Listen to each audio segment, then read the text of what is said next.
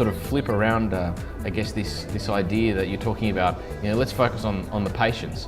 I'm a tech guy and I love new technology. I'm quite fascinated by things like the iPad. How is that going to change the way we deliver proper healthcare outcomes? Well, are you suggesting that the clinicians would have the iPads or the patients, or both? Yeah, I mean, I'd love to find out what would happen. I mean, for example, in this country, a CIO that I know at one of the large hospitals is very excited about the iPad and thinks it's going to have a huge impact on the way patients can can receive healthcare. I agree. Well, I think when you think about patient portals, for instance, you can access that anywhere. So having an iPad is just a cooler way to do it. You could access a patient portal from home through a regular computer or an iPad. But I think with an iPad, if you're roaming a hospital, it's a lot easier to have an iPad with you than to push one of those computer mobile carts.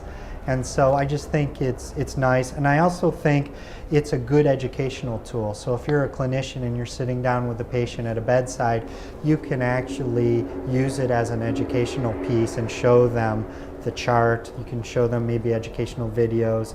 Because of the multimedia piece involved with an iPad, I mean, it's limitless in what you can do. And I guess I focus on those, and obviously we should say that there's a whole bunch of Android-based tablets that are coming out too, so it could be anything. But what are the sorts of technologies that we think could almost pull clinicians and doctors into the digital age? The things that would really appeal to them and get them over this kind of, I don't want to use this stuff kind of hump. Yeah, well, I think with the younger workforce, it's not as much of an issue. I think they're very excited about technology. I think in other senses, we have remote charge capture applications on smartphones. And I think the clinicians are very excited to get an iPhone or an Android or whatever it takes.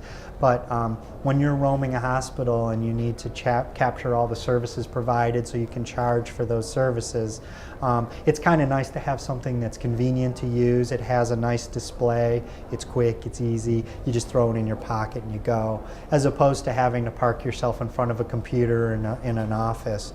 So having that kind of technology lets you have more flexibility on your life as well. You can document at home, the options are limitless. Right. So if we fix the whole work-life balance thing, then that's really going to go a long way to getting better e-health outcomes, do you think?